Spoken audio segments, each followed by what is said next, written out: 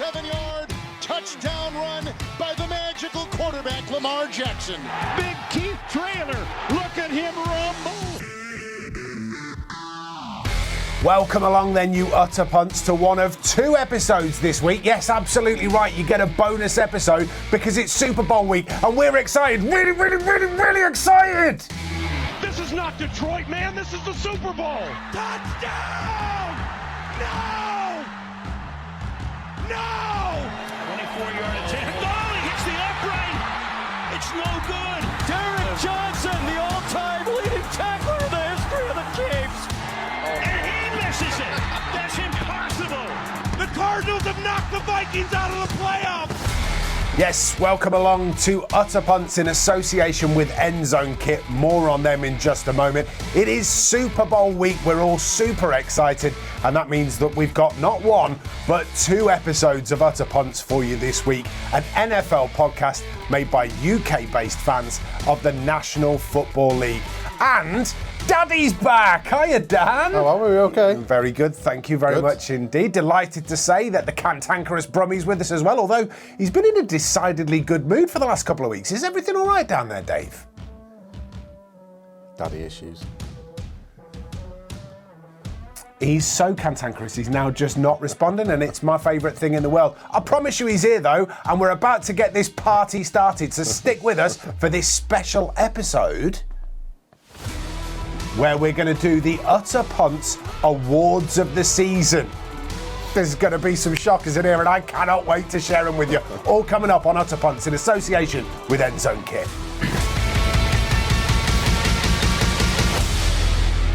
Dave, just checking that you are still speaking to us. Yeah, I just forgot to take my mic off mute. Sorry, mate. It's an ongoing theme, and I love it. We just thought that you were being grumpy, which, you know, at least is in character, eh? Never.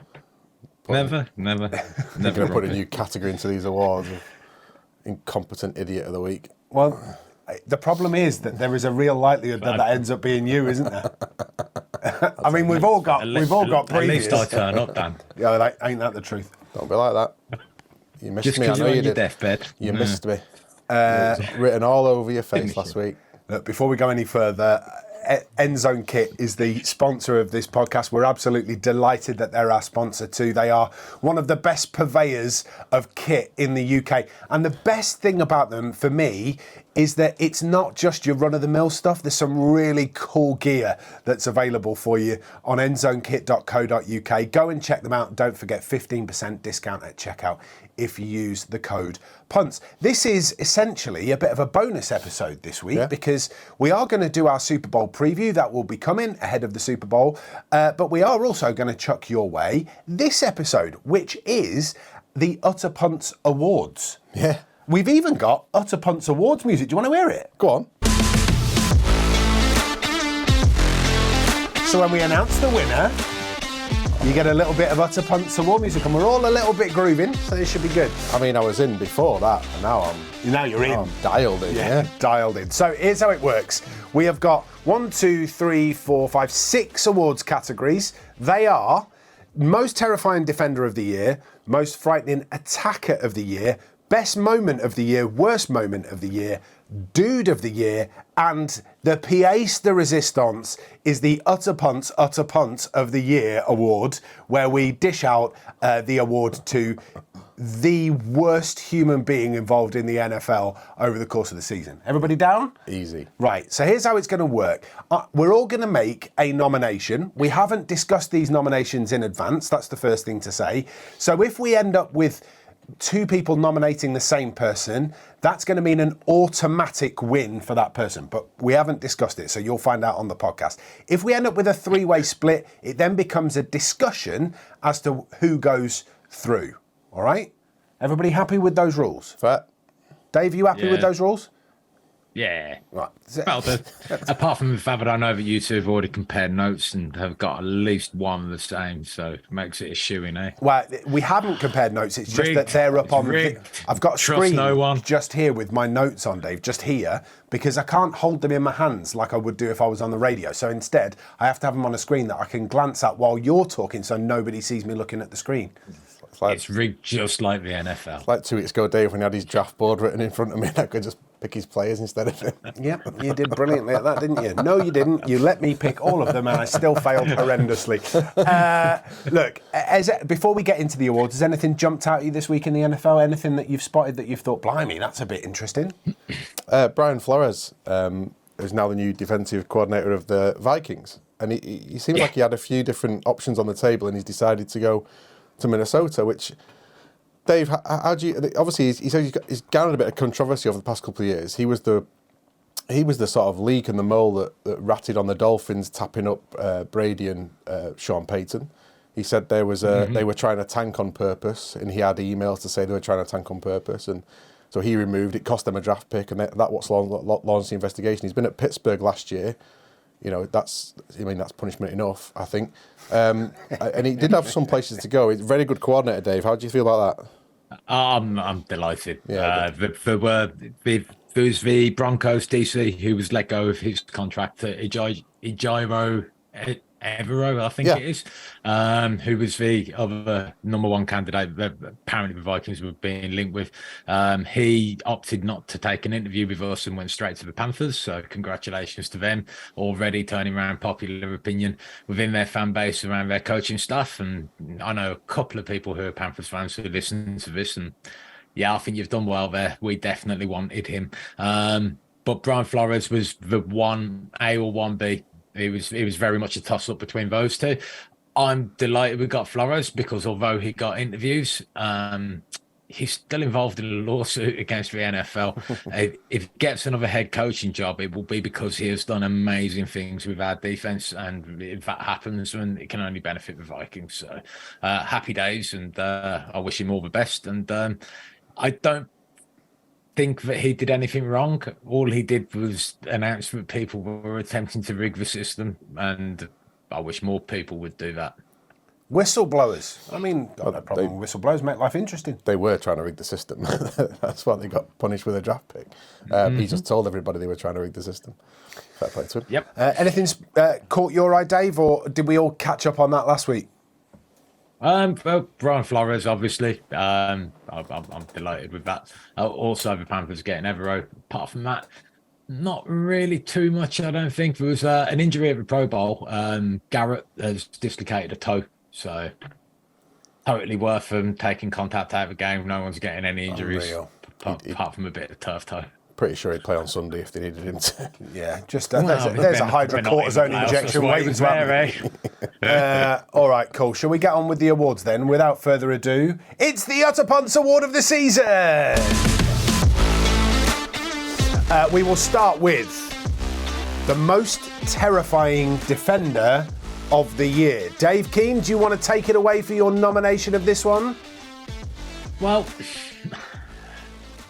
it's a tricky one because for me, the most terrifying element of defence this season has been the Eagles' pass rush. And as a result, I'm tempted to go with one of them.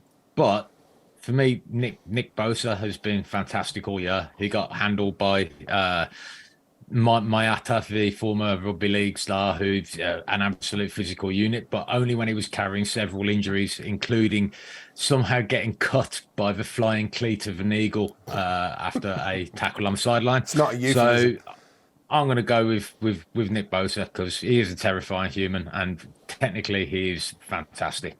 I can't disagree with that, really. He's a really, really good shout, Dan. He'll win Defensive Player of the Year for sure. So it's a bit of a favourite pick there from Dave.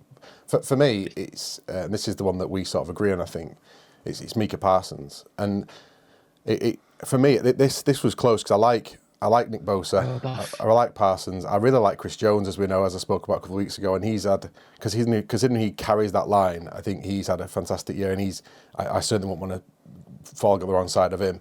But for me, it came down to one moment, and the best defensive moment I've seen this year. The scariest defensive moments in this year was when Parsons, on the first play of the game against the Vikings, literally just shoved Christian Darrisaw out of the way. He was a top-level left tackle, strip-sacked Kirk Cousins, the ball was recovered, and that game was the end of the Viking season, really. And for me, that stuck out as just the most dominant defensive play of the year, and that's why he gets my vote. I've picked Micah Parsons as well. Very similar reasons. The notes that I've written down over on my screen, over on my left-hand side here. Great. He's carried that Dallas defense on his own at points. There have been points where he's been the only one that's been doing it for them. But pressures, sacks, edge and pass rush defense has been absolutely incredible. You name it, he's done it. So Micah Parsons gets my vote. I don't think there's much more to say about that. Dave, unfortunately, due to the rules that I set out at the beginning of this, it means that we can announce that the very first... Hold on. I'm throwing a challenge flag, which wasn't part of the rules. But are you two just picking him because he plays for the Man United of the NFL? Get in the bin immediately.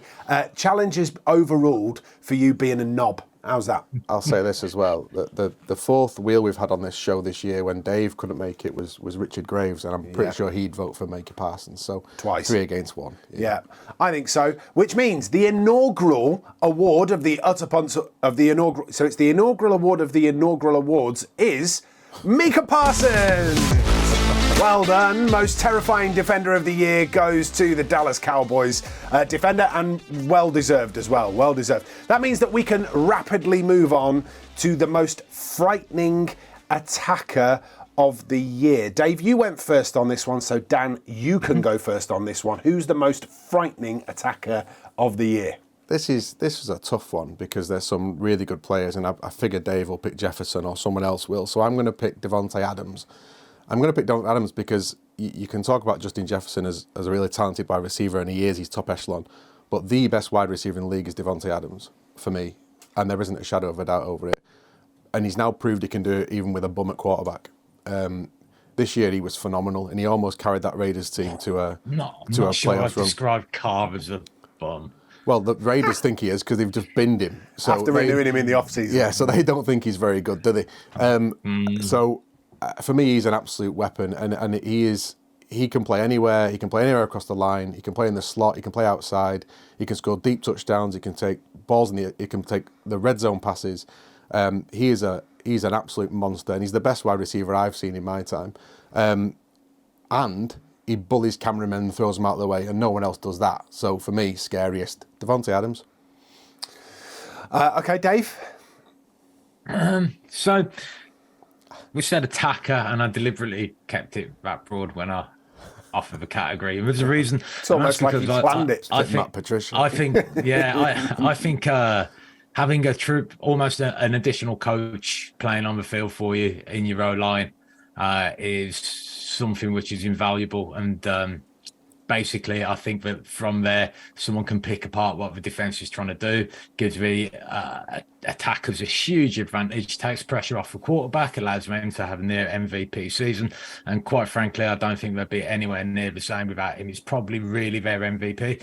And that's Kelsey of the Philadelphia Eagles, on account of the fact that he's, for me, the best center in the league, and possibly the best leader of men in the NFL.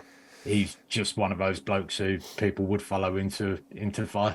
Yeah. So just for the avoidance of that, this is Jason, not Travis, that we're talking about here. So we got one vote for Devontae Adams and one vote for Jason Kelsey. I'm going to go slightly left field. I've picked Patrick Mahomes. Now, there's a reason for this. When we were picking nominations for the awards, I thought about maybe nominating him in a later category, but realised that I didn't want to do that, which means that I had to give him something, because not only has he got better this season, he's changed the way that he's played to get better this season, and he's proved that he can do it without the full function of both of his legs, which is quite incredible. So Patrick Mahomes gets my vote for the most frightening attacker of the year. I think the ability that he's got to play schoolyard football, that throwing it around, passes from weird angles, on the move, in pressure, out of pressure, in the pocket, out of the pocket, doesn't really matter.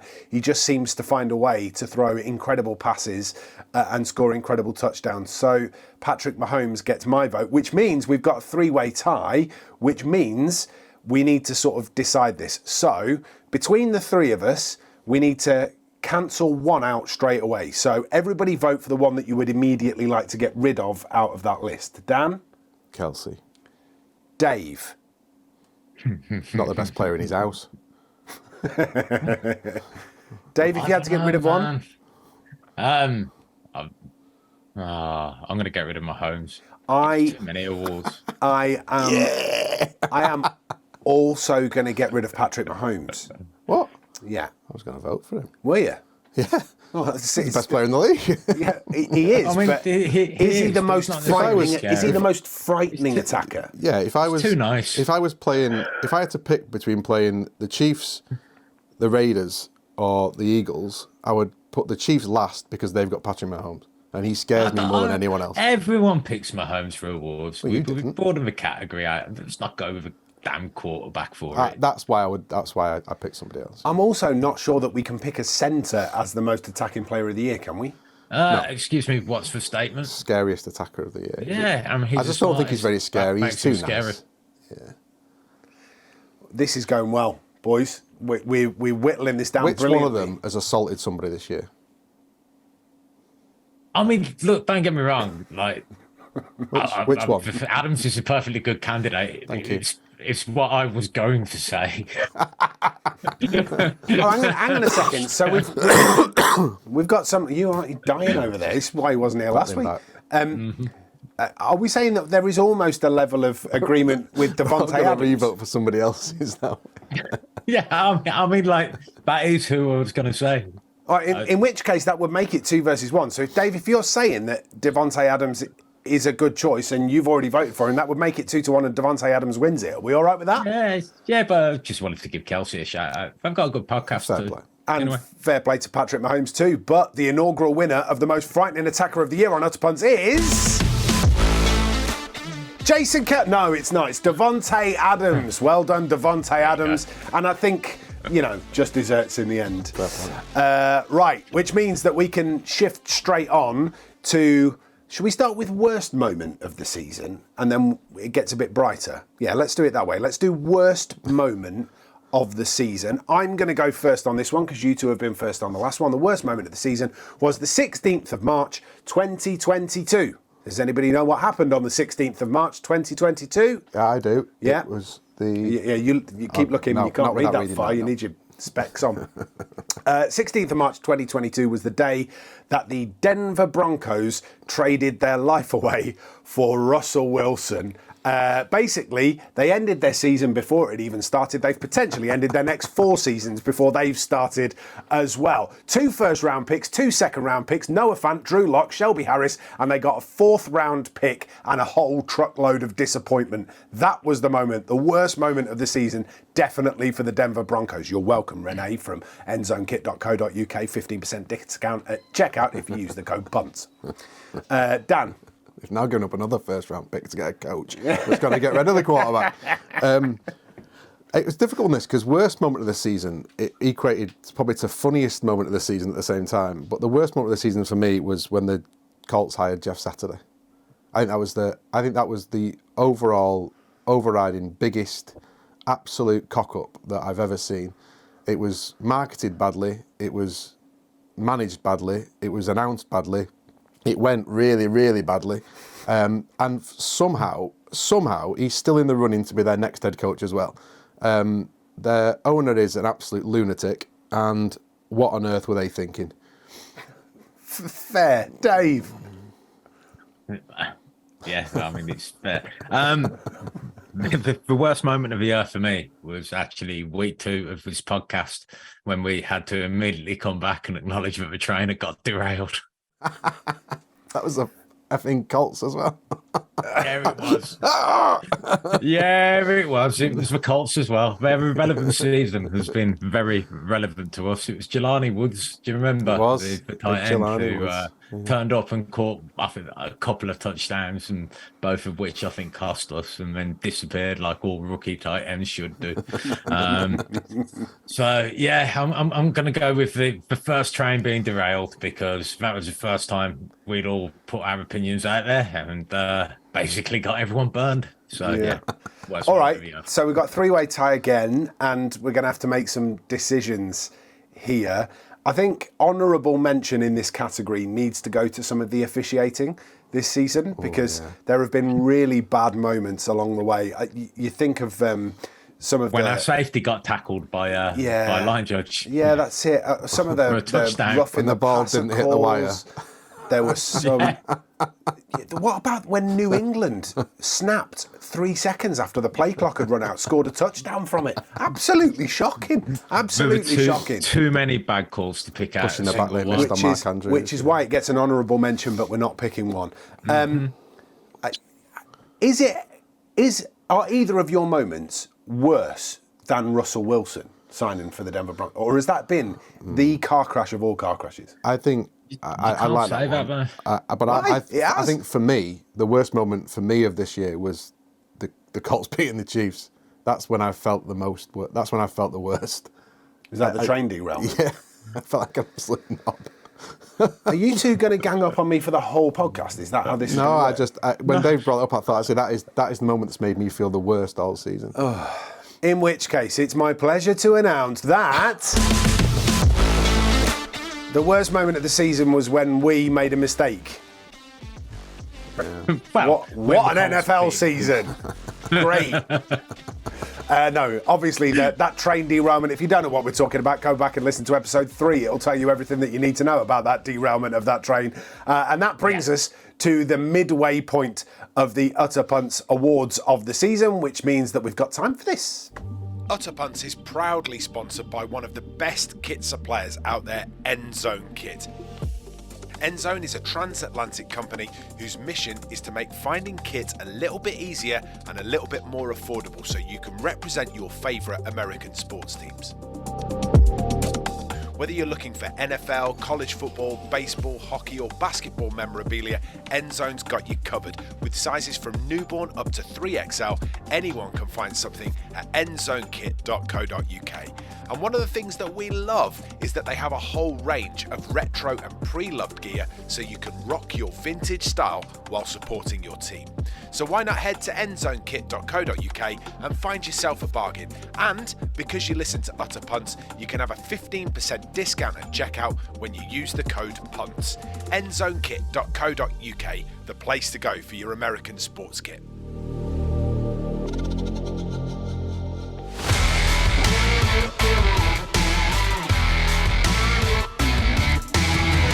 Okie dokie, so we've done, what have we done so far? Most terrifying defender, and most terrifying defender went to Micah Parsons. We've done Dave, the most frightening attacker. Most frightening attacker, Dave, went to... I think we agreed on Devontae Adams. We did agree on Devontae Adams. Worst moment of the season was the Utter Punts train derailment. See episode 3 for more details. Can't be bothered going into it now. Which brings us to best moment of the season. So, Dave, do you want to go first on this one? This is very, very selfish. It's when Eric Kendricks forced a fumble on the when the Chiefs just had to kneel down to win the game out. That was the win probability was 0.5% maximum at that point. They just had to kneel down and the game was over. And somehow, Kendricks turned the ball over, came up with the touchdown, and we went into overtime and beat the Bills. We had no right to. The Bills are a far better team than the Vikings were last year, but they just had something about them. That was by far my favourite moment of the season. It's understandable. Dan? It was a good one, and we had the any touchdown bet scorer. Yeah, we did. Special teams. Special teams. That's what came in. Yes, that was a particularly good one, Dave. Mine is the lateral gone wrong with New England when they should have just knelt on the ball and decided instead to play lateral ball and threw an interception and then they lost and knocked themselves out of the playoffs. That was a particularly un-Belichickian moment and my highlight of the year by far. I get that. That's very good and it's funny as well. Interestingly, I've also gone for Vikings against Bills at the Bills, and it was Justin Jefferson's one-handed grab stretching in between the hands of the coverage and coming down with that ball probably the best catch we've seen all season, potentially the best catch we've seen in the last 5 or 6 years. Absolutely incredible. It's right up there with Randy Moss's one-handed grab. Absolutely incredible. So that would be my moment of the season. If you haven't seen that, by the way, just chuck it into YouTube or whatever and find it, because it is an incredible grab from Justin Jefferson, which means, unsurprisingly, we've got a 3-way tie. However, because 2 of us have picked the same game, I'm going to discount yours, Dan. Fine. Which means that the 3 of us have now got to pick between Dave's and mine. So, Dave, do you want to give it to you, mate? No, I'm not going to argue against that catch. It came off the back of Stefan Diggs making what would have been the catch of the season, and then Jefferson trumped him. Oh yeah, it did that. I'm happy with that. I would say it wasn't his best catch of that game. The play after that, if you remember, he caught a ball on the goal line and got absolutely thumped by 2 players and managed to come down with the ball, which I think was a better catch and a more important catch, personally. It was 4th and 8 though. If he hadn't caught that ball, the game was over. Yeah, I agree. I mean, you're entitled to your opinion, but Catches with matches, don't they? And that one did. So, right, are we putting Justin Jefferson's catch in as moment of the year? Is that what we're saying? Moment of the season? Lock it in, Mr. DJ. The inaugural Utter Punts moment of the season goes to Justin Jefferson with his one-handed grab against the Buffalo Bills on 4th and 8 or whatever it was. Absolutely incredible. Well done, Justin Jefferson. Right, which means that we move on to the big 2. This, if we had a drum roll, we would absolutely use it at this point. I don't think we have. That's a shocking drum roll. Never do that again, Producer Bell. Absolutely sounds tinny and awful, like somebody bought you a toy snare drum when you were 3 years old from one of those terrible drum kits. Don't do it again. Dave, would you mind jumping in a car and just battering him for me? Your mind can't accept an expensive Uber, but we expense it. Yeah, definitely. I'll pay for it. It's not a problem. These are the Dude of the Year and the Utter Punts Utter Punt of the Year. So we're going to start with the Dude of the Year, and we'll move on to our namesake award to wrap this bonus episode up. Who went first last time? Dave, I think. So Dan this time. Who's your Dude of the season? It came down to 2. Mm-hmm. First of all, the last award as well, Kirk Cousins actually throwing the ball past the sticks on 4th down was a refreshing moment. It came down to 2. Second place to me was Mike McDaniels, the coach of the Dolphins. So if anyone's nominated him, that'll get my vote, because that guy is an absolute dude. I mean, he vapes on the sideline and walks around in long shorts and stuff. But for me, Utter Dude of the Year is Brock Purdy. To be drafted last overall, to be third-string quarterback fighting for your position on the team. When the one quarterback goes down, they trade for a player like Josh Johnson to come in, who's had 14 different teams, still not phased, thrown in without any sort of warning into a game. He's prepared. Yes, I know they changed the game plan for him, but from that moment, he's only lost 1 game, and he had a broken arm when he was losing it. And still then, he came back into that game and tried to do what he could for his team. For me, Brock Purdy's the story of the season, and he's the Utter Dude of the season for me. That's a fair call. Dave, what are you going with? I don't think you should let me go next, because you'll have to give it to my guy. All right. Okay. Well, I'm going to give it to Joe Burrow. Just the style, along with the substance that we've had from Joe Burrow all season long, that moniker that has now seemed to become his in Joe Cool, the outfits that he wears off the pitch, the way that he carries himself, he's an absolute dude.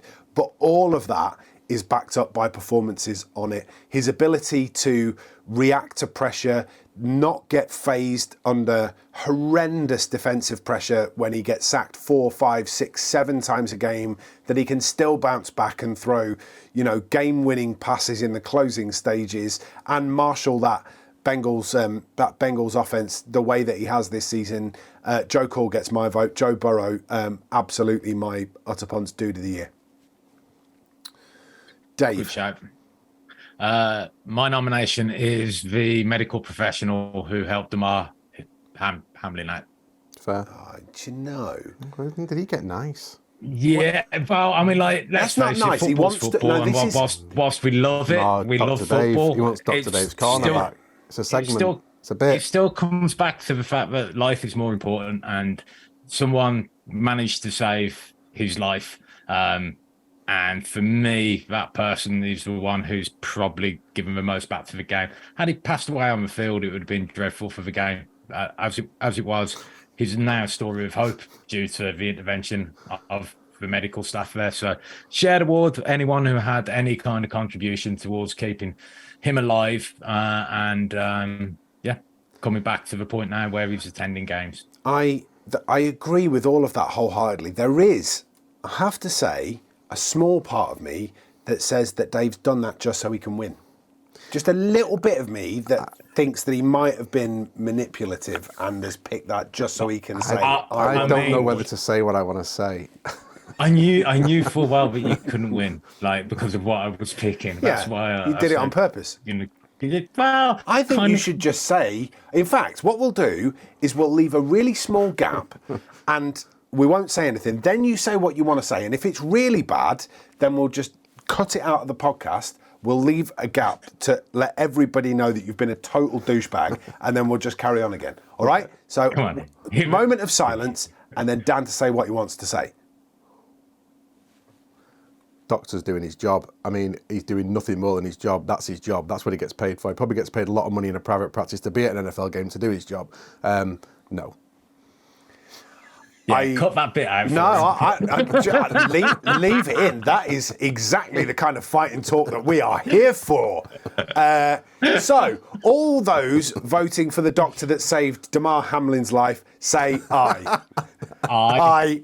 So therefore, you're outvoted, Dan, and now you just look like a prize pillar. Perfect. It's worked fantastically well. Hit the music, DJ!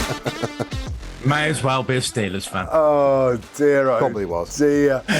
So, the Utter Punts Dude of the Year goes to the medical team that saved Damar Hamlin's life. And I don't even know his name. It's difficult. It's difficult to don't. argue otherwise, unless you're Dan. In which case, it's very easy to argue otherwise by saying he's just doing his job.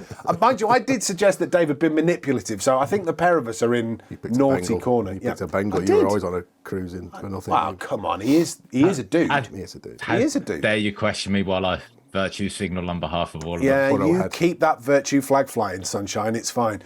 Right, which means we're on to the biggest award. Forget your MVP award. Forget, trophies and glittering award ceremonies. Forget being inducted into the Hall of Fame. This is it. If you win this award, you go down in history as the Utter Punt of the whole season. Dan, who've you got? Yeah, I thought about enough this. drama? It was. I came down to a couple again. For me, it was the most arrogant statement made by anybody, and I'll never forget it. Dave? And I think it's tarnished for me everything he's done previous. So, and that's going to be that's taken some doing. For me, the Utter Punt of the year is Bill Belichick. Ooh. Because we told you at the start of the season the team was broken. And what did he do to fix it? He tried to be clever. He brought back his two old mates, Joe Judge and Matt Patricia. Didn't bother giving them the title of offensive coordinator because that would have meant they wouldn't get the compensation from their old teams. Just trying to bend the rules like he always does. Actually ended up with no offensive coordinator. His offense went backwards. It cost him a spot in the playoffs. He's probably taken a year out of Matt Jones's career that he didn't need to. There was dissent in the camp. He's lost his touch. He's arrogant. He's trying to do everything he can. For me, Utter Punt of the year, Bill Belichick, you cost your team a playoff chance. Strong start for what is the biggest award in the NFL this season. Dave, who are you going with? Multiple time weekly nominee, Jerry Jones. May as well. no. Mika's got the defensive player, but Jerry, for the last 2 years really, but this year has really stepped it up. Seems to be at war with some of the other owners. He frequently does things that are just insane, and quite honestly, he really should retire. That's I my feel sorry for the quarterback. Cowboys. I feel bad for them. I'm going to read you word for word what's on my notes to the left-hand side as I give you my nomination. The Utter Punt of the year for me is Jerry Jones. The Cowboy owner, president and general manager. He's been nominated by the Punts a record number of times this season for everything from being a total tool to trying to manipulate everything in his and the Cowboys' favour. In my opinion, he embodies everything wrong with the NFL franchise ownership and broadly everything wrong with American society. Punt of the year. I should have let you go first.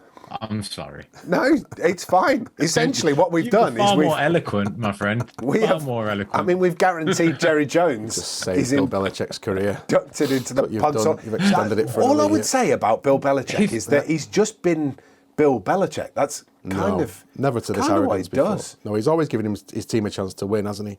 This time he was a hindrance. Got in the way. He's also not good enough to be the inaugural Utter Punt of the Year. Hit that music, DJ! Well done, Jerry Jones, if that's the right turn of phrase, for being the inaugural Utter Punt of the Year. And look, I mean, to be fair, nobody has been more deserving than you awful human being. Right, cool. Russell Wilson. But still let us in your stadium, Jerry. Yeah, still sponsor us if you want, Jerry. Yeah. I was just about to say, I thought I'd heard the 2-minute warning to say that's the end of the podcast. Just one more time for you. Don't forget, endzonekit.co.uk. You've still got time to get onto that website and order your gear ahead of Super Bowl night. If you're going to a Super Bowl party, then make sure you get to endzonekit.co.uk. Use the code PUNTS at checkout for 15% discount. And if you want to come and join us in the pub, we would love to have you along. We are at the Nook and Broom in Bramall on Super Bowl night. All sorts going on, giveaways, food, drink. We've got vouchers and all sorts happening. So there's some halftime offers happening. We'll be giving some stuff away too. So if you'd love to come down, we would love to meet you. Head yourself to the Nook and Broom in Bramall. Would be really, really great to see you. We're all going to be there and it'd be absolutely fantastic. Just enough time to say goodbye to everybody. Dan, thank you very much. Thank you very much. Dave, thank you very much. Pleasure. You're not calling him daddy again? Not this week. Fair Next enough. week. Next week. See you Sunday, kid. Is that a problem? Wow. This has got really kinky. Good night.